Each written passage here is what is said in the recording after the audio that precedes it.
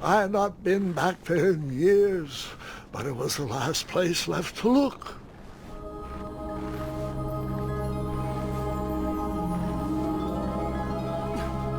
Those lost wishes weren't the treasure I was after.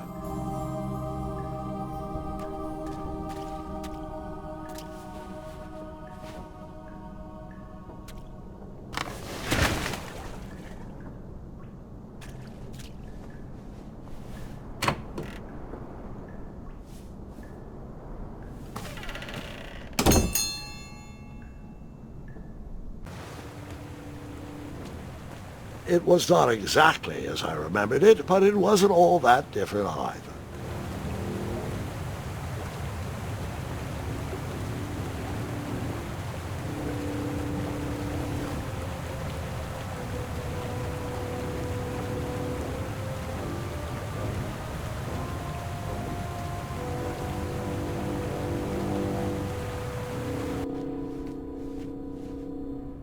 Two odd contraptions guarded the lost treasure. I would have to turn one and see what happened.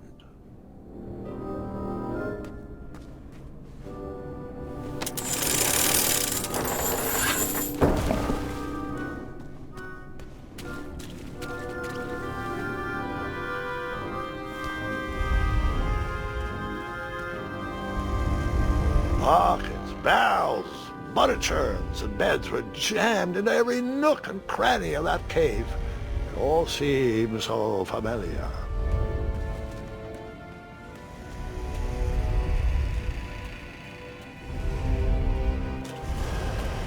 Wait.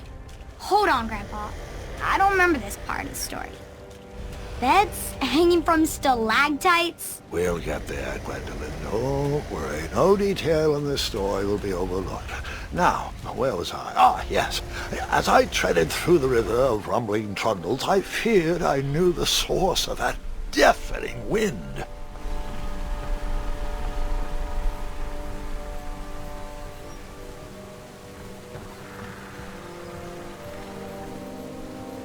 Nestled beneath a slumbering pile of teeth and claws was...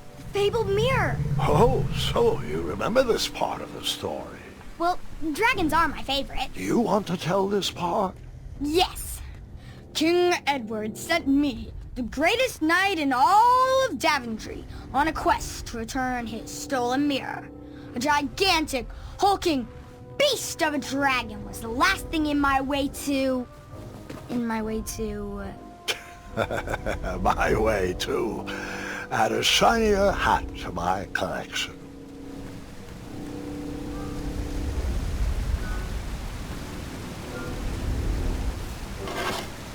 I tried to turn that crazy contraption, but it was missing a handle. Someone tampered with it, creating some silly conundrum.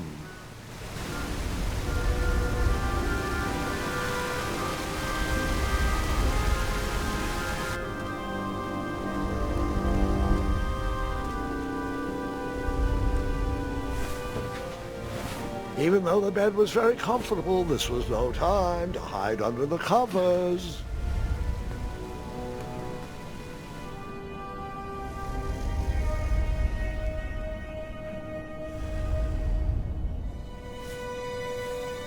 So, the missing handle was booby-trapped?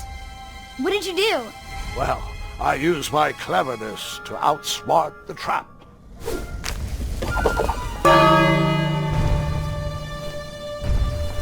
Then I used my cleverness to hide.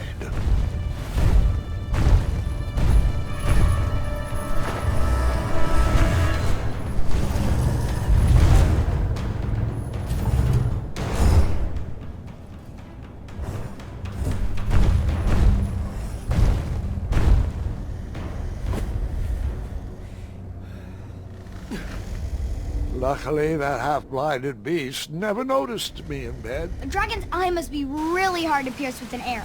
At archery lessons, I can barely hit a hay bale. It is indeed a feat only for skilled archers. What did you use to fix the broken switch?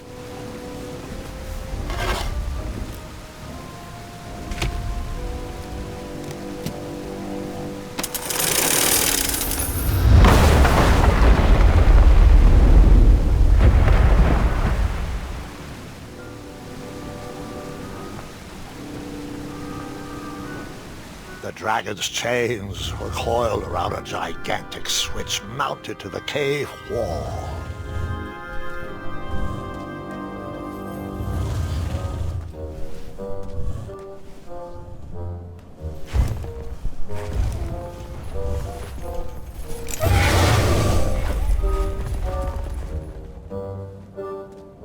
After he briefly basked in the sun, the narcoleptic dragon went back to snoring. I'd probably sleep all day too, if Amira was my only friend.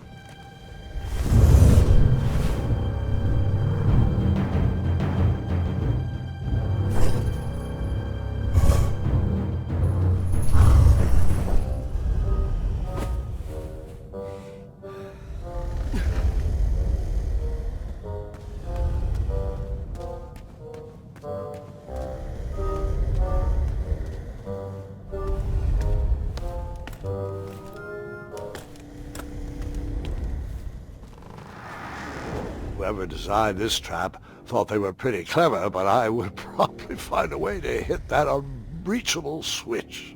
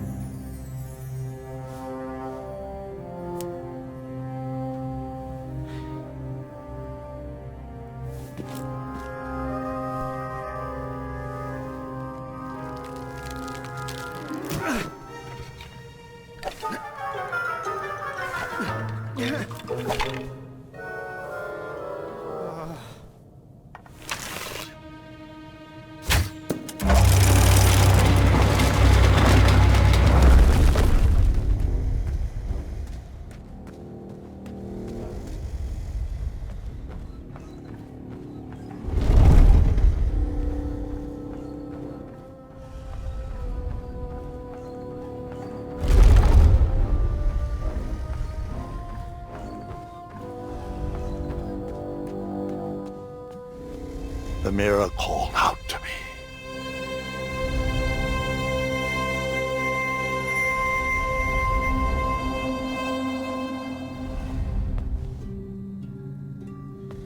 A ridiculous feeding contraption was cobbled together to keep the beast and probably its owner alive.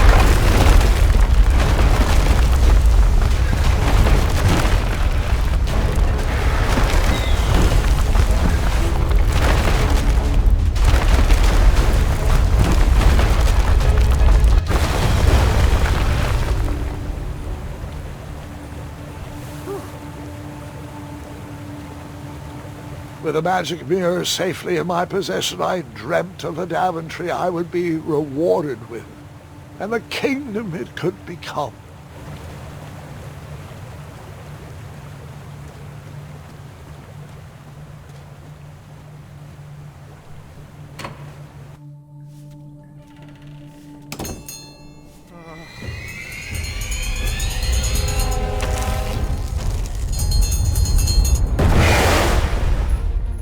Split second, I had three choices in front of me. Any would clear my path to safety, and all would have rippling consequences.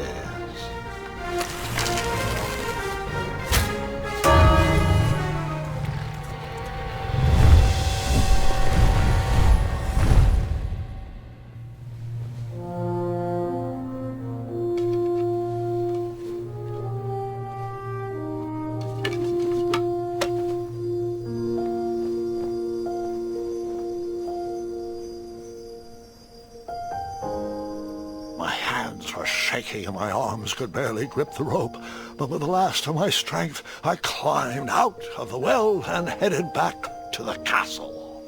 Ever since the magic mirror returned, its reflections have warned the kingdom of danger, kept our family safe, and it has exposed many troublesome crumbs tangled in my beard.